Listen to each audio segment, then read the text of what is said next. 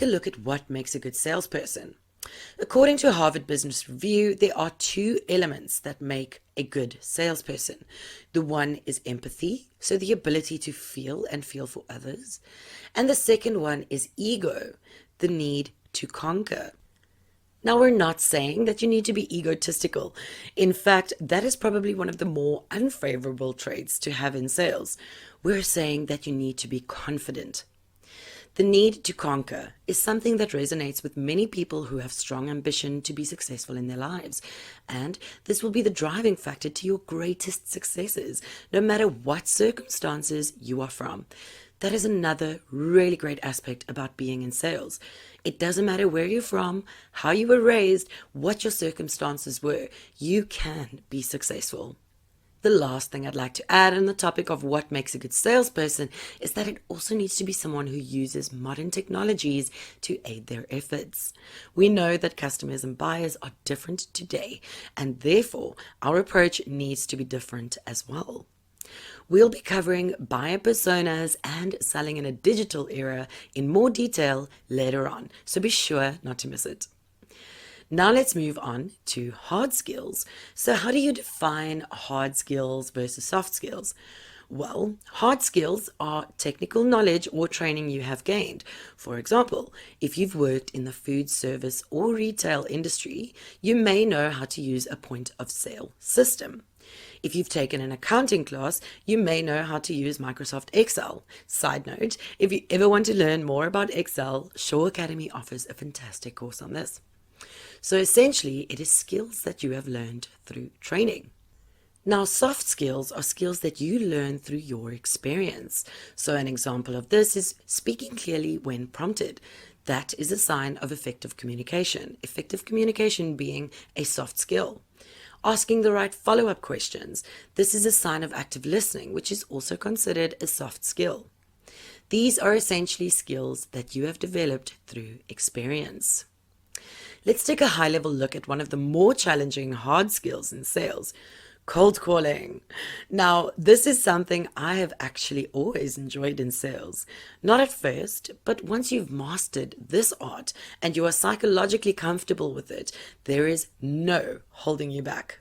A lot of many successful salespeople that I've worked with simply cannot wrap their heads around this activity. And it's really okay if this is not for you. There are many ways and means of communicating, but sometimes this is the most effective way to reach out to a prospect and secure a meeting with them. Let's have a look at a few of the statistics around cold calling. So just a side note, I love stats and numbers and quotes, so you'll be getting a lot of these throughout each lesson. The first one that we'll take a look at is 82% of buyers say that they have accepted meetings with salespeople after a series of contacts that begin with a cold call. Cold calling really is a great way to qualify as well as disqualify a prospect. We want to get a potential yes or no quicker.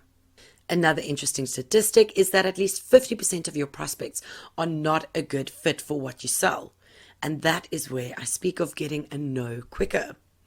You also have 5 to 10 minutes to prove your value to prospects. So really getting your script right, or just your message in general, is key.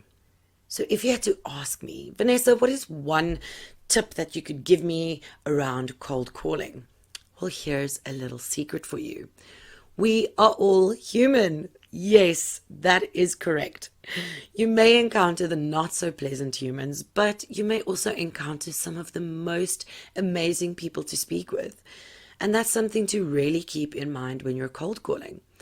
Also remember that your mood reflects your attitude. Cold calling will go really badly if you're simply not in the mood for it. This could be because you had a bad start to the day by finding a flat tire, or you just received some bad news. Always remember that your mood shows through your attitude. If you're not feeling it, then move your cold calling out to later in the day, or move it to tomorrow morning when you're fresh and motivated and ready to go and chat with some new exciting prospects. Some more key aspects to prospecting is remember that you need to be able to find a problem or the pain. You need to find where you are going to provide them with a solution. You also need to make sure that you need to ask the right questions. So we'll go a little bit deeper into the psychology of sales in module 2. And remember that your product knowledge and industry knowledge is an absolute must.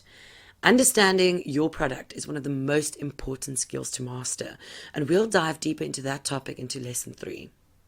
Now, when we refer to soft skills, it is important for us to understand the psychology behind them. Throughout this course in your professional diploma in sales, we'll cover multiple aspects of the psychology of selling, and they'll get more technical as we advance to the next module.